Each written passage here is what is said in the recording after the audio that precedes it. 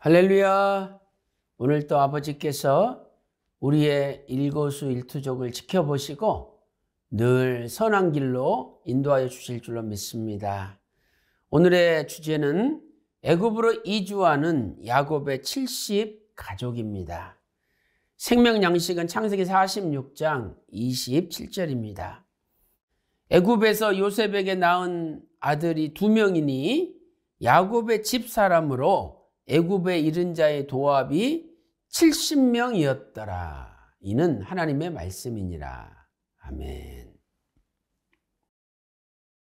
자, 애굽으로 이주한 자는 70명이라고 창세기 46장 27절에 말씀을 하고 있습니다.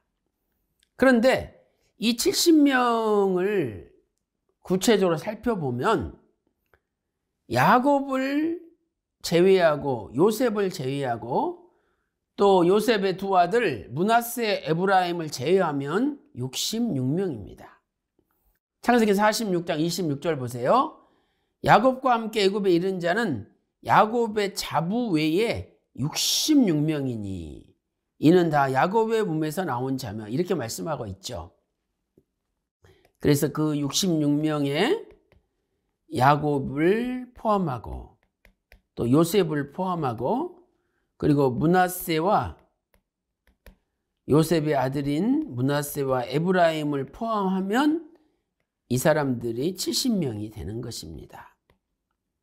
자, 그런데 실제로 이 70명 속에는요, 애굽에 들어간 자뿐만 아니라 장차 애굽에 들어가서 태어날 손자까지도 기록을 하고 있다는 사실이에요. 그러니까 실제로는 70명이 안 되는데 하나님은 앞으로 태어날 자식까지 그 명단에 넣어서 70이라는 숫자를 맞추신 것입니다.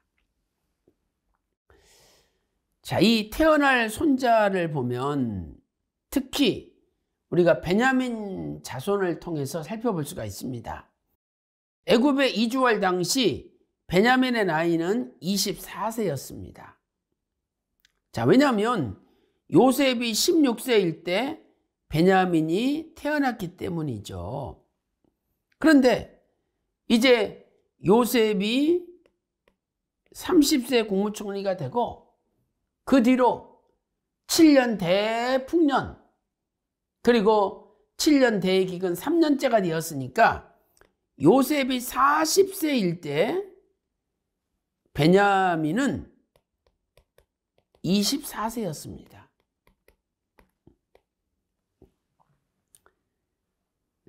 이렇게 베냐민이 애굽으로 이주할 당시에 24세였죠. 그런데 놀랍게도 애굽에 들어간 명단 중에는 이 베냐민의 자손 10명이 기록되어 있습니다. 자, 창세기 46장 21절 보세요. 베냐민의 아들 곧 벨라, 베겔, 아스벨, 게라, 나아만, 에히, 로스, 뭇빔, 훗빔, 아르시니 이렇게 10명이죠. 그런데 이 10명이 다 베냐민의 아들들이 아니라 손자도 포함되어 있다는 거예요. 여기 하룻과 나아만은 베냐민의 손자들로 기록이 되어 있습니다.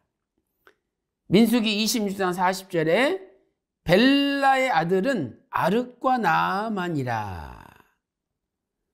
또 아르덱에서 아르 가족과 나아만에게서 나아만 가족이 났으니 민수기 26장 40절에 말씀하고 있습니다.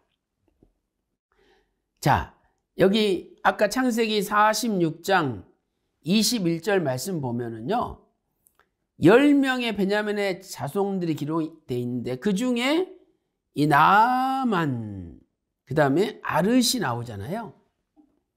근데 이들은 아들이 아니라 손자라는 거죠. 그래서 위에 10명 중에 이렇게 아르과 아르시죠. 아르과 나아만은 베냐민의 손자들, 즉 벨라의 아들들이라는 거죠. 그래서 우리는 베냐민이 24살이었는데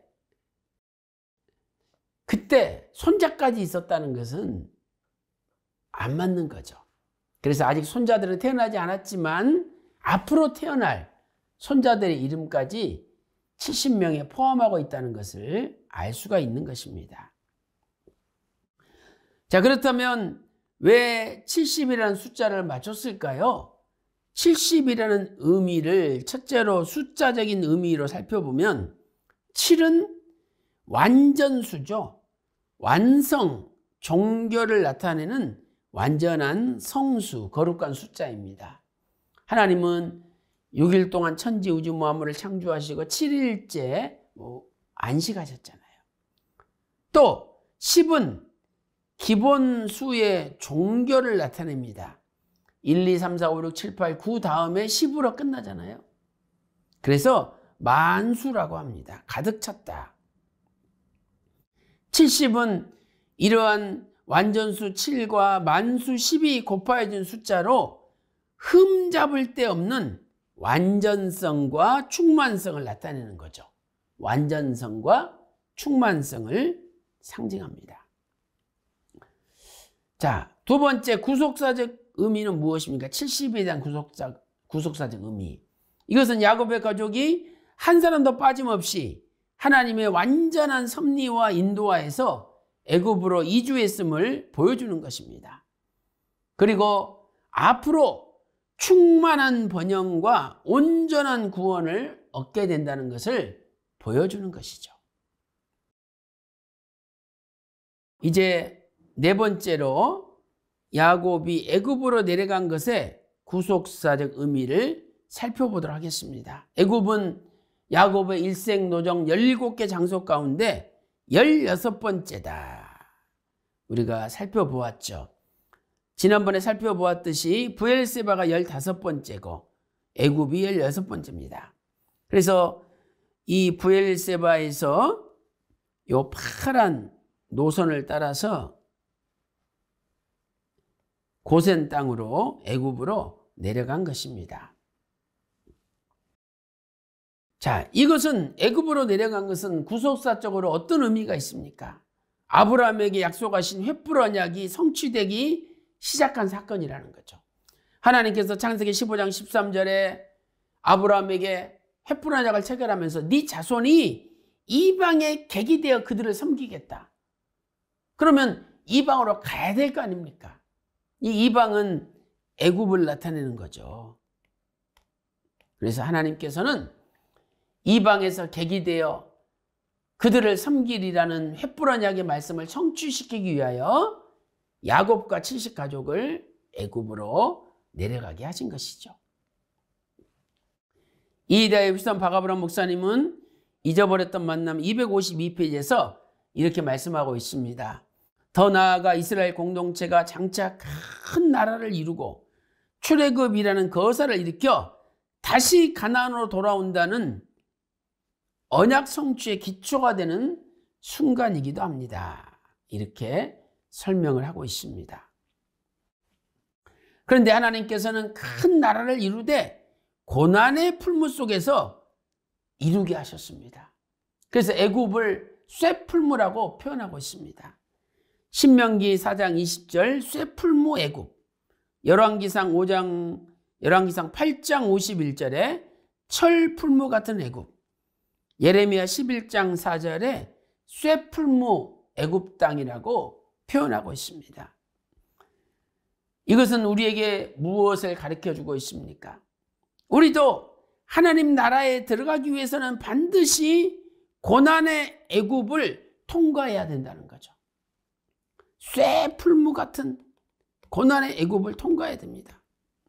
풀무는 그냥 뜨거운 불이 용솟음 치는 곳입니다.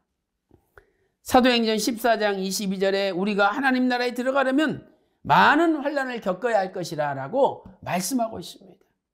사랑하는 성도 여러분, 오늘 또 쇠풀무 같은 고난을 겪고 있습니까? 그러나 이걸 통과해야 하나님 나라에 들어갈 수 있다는 걸 믿으시고 끝까지 믿음으로 쇠풀무 같은 환난을 통과하고 승리하시기를 주님의 이름으로 축원합니다. 기도 올리겠습니다. 하나님 아버지, 횃불 언약을 성취시키기 위하여 야곱과 70 가족을 애굽으로 보내셨습니다. 애굽은 쇠풀무 고난의 현장이었습니다. 하나님 나라 들어가기 위해서는 반드시 쇠풀무 같은 애굽 고난의 현장을 통과해야 됩니다. 하나님 아버지, 오늘 또 우리가 쇠풀무 같은 고난의 현장 속에 빠져 있습니다. 아버지, 이 고난을 믿음으로 끝까지 견디고 승리케 하여 주시고 한 사람도 낙오되지 않고 아버지 나라 천국에 다 들어갈 수 있도록 인도하여 주시옵소서. 오늘 하루도 믿음으로 쇠풀무 같은 고난의 현장에서 승리할 줄로 믿고 존귀하신 우리 주 예수 그리스도 이름으로 간절히 기도 올리옵나이다. 아멘.